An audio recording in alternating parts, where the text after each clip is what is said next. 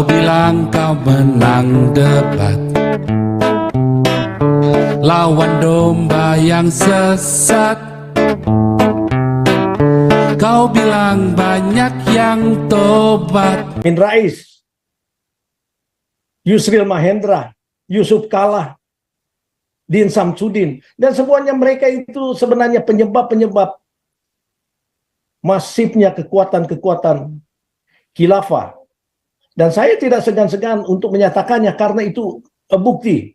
Kalaupun ada pidato-pidato misalnya daripada Presiden Jokowi mengenai anjuran hati-hati, itu kan kita bisa melihat bahwa ini sekedar pencitraan. Yang kita butuhkan adalah ketegasan hukum. Tangkap mereka yang telah melakukan pencemaran atau memutarbalikkan keadilan hukum di Indonesia, dan bubarkan organisasi-organisasi yang membahayakan Indonesia seperti MUI. Mana mungkin sih didiamkan begitu aja? MUI kerjaannya apa? Sedangkan agama ini justru dipakai untuk kekuatan untuk melawan pemerintahan yang ada. Di mana logika berpikir daripada pemerintah untuk melihat ini? Nah, kita selalu di framing sehingga kalau namanya minoritas itu, apapun kehebatannya juga akan terhalang cuma karena agama. Mungkin mereka bisa mencapai suatu visioner-visioner yang cemerlang, bisa melebihi negara-negara lain. Tapi karena agama, ya enggak lah, kalau minoritas pasti akan di framing. Tidak ada kebebasan untuk membangun gereja, pelarangan terhadap hal-hal yang berkaitan dengan ranah-ranah pribadi, keyakinan orang, merayakan Natal. Dan bagaimana mereka bisa melihat ini dengan pembangunan masjid yang bernilai 1,2 triliun dari si Ridwan Kamil ini. Di mana keadilan itu ada? Dulu ada Pak Robert di sini saya lihat. Silakan Pak Robert dilanjut. Terima kasih ya Pak Rajauti dan Pak Paul. Sebelum saya lupa apa yang saya ingin sampaikan, saya ingin klarifikasi di mana tadi Pak Paul menyampaikan bahwa ya Pancasila itu dari Soekarno. Sebenarnya ini adalah suatu konsensus yang mulai dari tim 9 pada waktu itu sampai tim 7, di mana ada kehadiran daripada putra daerah dari Minahasa yaitu A.A. Maramis. Jadi nggak bisa ini hanya diklaim sebagai kredit kepada Soekarno. Karena ya kita juga nggak tahu bagaimana pemikiran Soekarno pada waktu itu. Kita tahu bahwa Soekarno ini adalah salah satu anak buah daripada ya pentolan-pentolan juga Islam. Cuma ya belum masif seperti ya sekarang ini khilafah. Jadi ya mungkin ini sebagai salah satu bagian kita untuk ya kita klarifikasi lah apa yang menjadi perjuangan daripada kita semua, yang boleh dikata ya kita harus mengakui juga ya sebagai sponsor di sini kan Pak Paul dengan lantang untuk menentang sebenarnya ketidakadilan di Indonesia. Jadi ya saya mempelajari juga kalau Pak Paul begitu keras untuk melawan, sebenarnya bukan Islam ya, tetapi ajaran-ajarannya. Kenapa dia lantang? Karena yang melihat keadilan di Indonesia tidak diberlakukan kepada kelompok lemah. Oleh sebab itu ya saya senang sekali untuk bisa join bersama untuk kita narasikan, karena persoalan di Indonesia adalah pelecehan hukum yang didasarkan oleh agama yang mereka pakai minoritas. Tujuannya apa di sini? Sebenarnya kan untuk memframing orang-orang yang mereka tidak inginkan. Nah, kita ini mempunyai hak yang sama sebagai warga negara Indonesia. Kita mempunyai suatu kedaulatan. Dan saya mempelajari bahwa justru Pancasila ini dimanipulasi oleh kelompok-kelompok tertentu. yaitu mereka yang justru ingin menghancurkan negara, sehingga keluar itu istilah-istilah NKRI harga mati. Nggak ada lah, menurut saya tidak ada NKRI. Kita disatukan, NKRI harga mati itu kalau kita mempraktekkan Pancasila. Kita diikat dengan Bhinneka Tunggal Ika. Luar biasa sebenarnya Indonesia.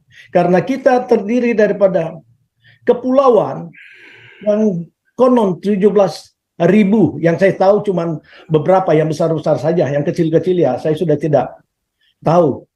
Tetapi kita ini mempunyai suatu kesatuan yang luar biasa. Karena apa? Ya kita menghargai satu dengan yang lain, kita diikat dengan persamaan, di mana ya suku itu tidak menjadikan kita berbeda. Saya ingat dulu waktu saya masih di Indonesia ya, waktu di sekolah sekalipun yang banyak teman-teman kita orang Islam kok, tapi kita satu. Kalau kita nginap di rumah mereka misalnya, kita ya maklumlah pada waktu itu kita apa adanya di badan ya, kalau kita tidur ya kasih saya kain sarung, kita masih enak sekali hubungannya. Tetapi justru dengan masuknya pengaruh-pengaruh Islam, yang sebenarnya ini juga dimulai sejak hampir lengsernya Soeharto dulu, dengan mencari suatu kekuatan, dan itulah pembentukan kekuatan Islam mulai daripada ISMI. Jadi ISMI ini tidak sepenuhnya menuju kepada suatu cendekiawan. Sebenarnya yang banyak mereka lakukan itu adalah kekuatan-kekuatan untuk penyusunan kekuatan radikal. Dan di sini sebenarnya kesalahan juga daripada Soeharto, di mana pada waktu dia merasa bahwa ya perlu adanya counterpart, di mana ya Gus Dur tidak bisa diajak sebagai ya bagian di dalamnya, karena Gus Dur menentang, bahkan Gus Dur menentang pendirian ISMI sebenarnya. Dan dalam waktu yang hampir bersamaan kan ISMI muncul juga FPI. Dan ini semua dipelihara tanpa kita ketahui bahwa ini adalah sebenarnya kesalahan-kesalahan yang dilakukan oleh pemerintah itu sendiri. Jadi sekarang kita kembali kepada tuntutan kita, di mana keadilan di Indonesia makin menjadi-jadi, tidak diberlakukan sejak era reformasi. Ya kan kita menoleh kepada sejarah, dan kita tidak akan bisa melupakannya. Baru 1 tahun reformasi, apa kejadian di Ambon? Kejadian ini adalah produk-produk di mana mereka merasa mempunyai kekuatan yang luar biasa. Dan siapa pentolan-pentolan mereka pada waktu itu? Ya yang masih ada di Republik Indonesia hingga saat ini. Amin Rais, Yusril Mahendra, Yusuf Kala, Din Samsudin, dan semuanya mereka itu sebenarnya penyebab-penyebab masifnya kekuatan-kekuatan khilafah. Dan saya tidak segan-segan untuk menyatakannya karena itu bukti. Kalaupun ada pidato-pidato misalnya daripada Presiden Jokowi mengenai anjuran hati-hati, itu kan kita bisa melihat bahwa ini sekedar pencitraan. Yang kita butuhkan adalah ketegasan hukum. Tangkap mereka yang telah melakukan pencemaran atau memutarbalikkan keadilan hukum di Indonesia, dan bubarkan organisasi-organisasi yang membahayakan Indonesia seperti MUI. Mana mungkin sih didiamkan begitu aja? MUI kerjaannya apa? Selain untuk mendapatkan dana-dana sebenarnya dari apa yang mendapatkan bantuan dari dana pemerintah, yang mereka lakukan apa? Ya membuat fatwa lah untuk memframing supaya Ahok, dan kalau ada orang-orang seperti Ahok akan muncul ya pasti nggak akan lewat lah. Lalu mereka, apakah pemerintah tidak jeli untuk melihat ini dan mengenai hukum-hukum yang diberlakukan? Mana pernah disentuh mengenai keadaan daripada Alvin Lim? Nah cuma masalahnya kita ya kadang-kadang ya memang banyak yang mungkin diurusinya, sehingga ya kadang-kadang kurang fokus untuk perjuangan-perjuangan seperti ini. Seharusnya harus dituntaskan. Tidak bisa dibiarkan begitu saja. Masa Alvin Lim cuma dengan persoalan kartu penduduk dan juga address itu langsung ditangkap tanpa ada pembelaan apapun. Cuma karena apa? Menyuarakan. Jadi kalau kita semua diberangus dengan menyuarakan, inilah kehancuran Indonesia. Khilafah ini akan berkuasa, dan kita terlalu banyak pengalaman juga dengan kekuatan-kekuatan khilafah sejak daripada kemerdekaan, adanya kekuatan daripada Kartosuwiryo, Kahar Musakar, dan para pengikutnya tidak pernah lenyap. Mereka tetap mengusahakan. Jadi persoalan di sini, kenapa mereka bisa melakukan itu? Karena hukum di Indonesia tidak didasarkan oleh kekuatan hukum yang mendasarkan Pancasila. Kalau Pancasila itu harus dijalankan tegas, ya nggak perlulah buat SKB 2 menteri lah, 3 menteri. Ini justru adalah framing supaya apa? Yang melarang mereka yang dianggap tidak sesuai dengan kekuatan mayoritas dan politik identitas. Nah, ini yang harus kita terus perjuangkan. Harus didengarkan oleh para pejabat saat ini sebelum Indonesia hancur pada tahun ke depan. Dan kita juga akan melihat bagaimana pelecehan hukum yang ada mengenai mereka yang melakukan tindakan-tindakan yang benar-benar merujuk kepada apa yang mereka tidak inginkan. Ya, tidak ada kebebasan untuk membangun gereja, pelarangan terhadap hal-hal yang berkaitan dengan ranah-ranah pribadi keyakinan orang, merayakan Natal. Dan bagaimana mereka bisa melihat ini dengan pembangunan masjid yang bernilai 1,2 triliun dari si Ridwan Kamil ini. Di mana keadilan itu ada? Sedangkan masjid ini adalah dana bantuan untuk Jawa Barat. Demikian juga Anies. Apa yang dia lakukan dengan begitu banyak uang yang dia hibahkan kepada organisasi-organisasi yang menyokong dia. Memang FPI dibubarkan secara de facto, tetapi realisasinya mereka tetap terpelihara. Makanya makin masif. Lihat aja bagaimana komen-komen seperti si Haikal Hasan dan lain-lain. Dan pembentukan organisasi-organisasi yang menentang justru pemerintah. Justru biarkan organisasi 212, 411. Mana ada ketegasan? Jadi pada prinsipnya, kalau ini tidak dilawan yang berdasarkan hukum yang sudah ada, maka Indonesia tidak akan bisa untuk mencapai suatu tujuan yang dikehendaki oleh seluruh masyarakat. Dan kemakmuran kita tidak ada. Karena apa? Selalu berkutat kepada soal-soal agama, agama lagi. Sedangkan agama ini justru dipakai untuk kekuatan untuk melawan pemerintahan yang ada. Di mana logika berpikir daripada pemerintah untuk melihat ini. Nah, kita selalu di framing. Sehingga kalau namanya minoritas itu, apapun kehebatannya juga akan terhalang cuma karena agama.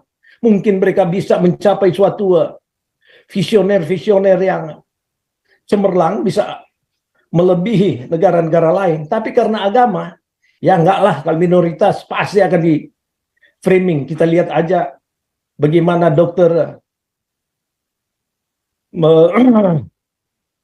Hendarwan ya. Cuma karena Kristen ya, yang berkuasa di ID adalah orang-orang yang salah satunya pentolan MUI, penasehat atau ya penasehat hukumnya daripada MUI. Jadi bisikan-bisikan seperti itu ya janganlah. Itu haram kalau ada orang seperti itu duduk di dalam kepemimpinan vital di Indonesia seperti Ahok. Jadi di sini kita harus bersuara secara terus-menerus mengenai ketidakadilan. Karena kalau tidak, ya kita akan meraup apa yang diinginkan oleh para khilafah. Karena selama ini kan kita bisa melihat apa yang disampaikan oleh misalnya Pak Jokowi, ya, saya tidak menyambut itu sebagai sesuatu yang real. Karena apa? Ya, ucapan siapa aja bisa berucap. Tetapi fakta yang harus dilakukan adalah ketegasan hukum. Jadi saya kira di sinilah perjuangan kita bersama Pak Pol dan Pak Santiamer, ya. Jadi kita melawan ketidakadilan dan kita melawan kelompok-kelompok khilafah yang ingin menggulingkan Pancasila. Pancasila itu sudah pas. Dan itu bukan bentukan daripada Soekarno. Ini adalah konsensus daripada para leluhur kita yang melihat kalau ini dipaksakan 7 kata syariah maka hancurlah Indonesia. Dan kalau itu memang dipaksakan, kan masyarakat kita punya pilihan juga dong, kebebasan untuk mereka yang tidak di dalam kantong-kantong khilafah ini. Jadi pemerintah juga harus objektif, dan juga para YouTuber nasional harus suarakan. Jadi jangan yang memframing misalnya karena tidak senang misalnya GPC. Yang saya pernah mengikuti, Ade Armando, memang dia dianggap sebagai nasionalis mungkin, ya. Tetapi dia tidak senang dengan Pak Pol dengan komen-komen yang pada waktu ditayangkan di TVRI. Dia bilang dia sendiri merasa sakit hati. Kenapa, Pak? Dengan ucapan-ucapan Pak Pol. Sekarang saya ingin bertanya, apakah Ade Armando juga bisa menyuarakan bahwa ya dia sakit hati terhadap apa yang disampaikan oleh Ustadz Somad dan juga sudah menyampaikan, tapi kan nggak akan didengar. Orang Islamnya bilangnya begini, Pak Lawang yang Kristen aja nggak resek, lu yang Islam malah sok bela-belain minoritas. Lah yang orang minoritas aja nggak merasa ditindas kok. Lu lebay lu, Dek. Kan begitu ngomongnya kan? Iya, jadi ya tidak menjadi masalah, Pak, ya. Tapi karena suara-suara ini merupakan satu narasi, kan kita semua sekarang ini tidak perlu lagi yang mainstream media lah. Dan tiap-tiap channel YouTube live atau apa saja bisa aja akan ada kontak dengan orang-orang juga tertentu. Jadi tidak bisa dianggap remeh juga suara daripada Pak Ade Armando. Demikian juga dengan Pak siapa lagi, Rudi Kamri, Eko Kuntadi, segala. Kita juga mensupport mereka. Tapi maksud saya di sini adalah adanya objektivitas dan logika. Kalau tidak senang dengan GPC misalnya, harus diteliti kenapa GPC sampai begitu keras dalam itu.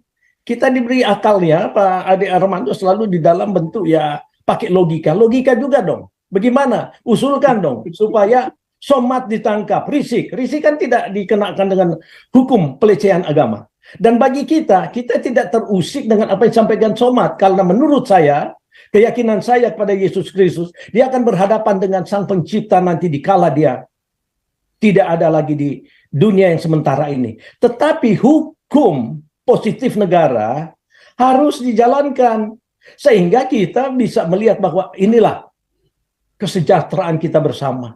Dan berkat terhadap Indonesia akan mengalir. Keadilan itu dilakukan. Ya, itu saja. Dan kedua, hal yang lain juga, kita harus melihat juga perbandingan lah. Negara-negara yang maju. Bagaimana Israel yang cuma 4,5 juta penduduknya di Israel. Dan sekecil tidak lebih besar daripada New Jersey, salah satu state yang kecil di Amerika. Kok menjadi pusat dunia? Karena apa yang mereka lakukan? Mereka itu visioner dan mempunyai suatu inovasi-inovasi yang luar biasa. Karena apa? Berkat Tuhan ada di sana. Masa negara sekecil. Jadi sebenarnya di sini kan logika saja. Tapi kalau Indonesia tetap memusuhi Israel sampai kapanpun dunia kiamat, ya, saya yakin Indonesia tidak akan diberkati. Karena sudah jelas dalam firman Tuhan kok. Kalau mereka percaya kepada Abraham, ya Israel ini turunan Abraham. Jadi apapun yang dibilang, bless those who bless Israel, and those who curse Israel will be cursed. And then through turunan Abraham, the world will be blessed. Jadi kita sudah lihat kok, dengan kekuatan-kekuatan mereka yang menjangkau hubungan baik dengan Israel, semua diberkati kok. Jadi logika ini aja kan sebenarnya kita berpikir lah, ya iya benar juga ya. Tapi kalau kita menutup diri dengan memaksakan khilafah, ya saya kira itulah, Pak. Iya. Saya, Pak. Makasih. Terima kasih Pak Robert.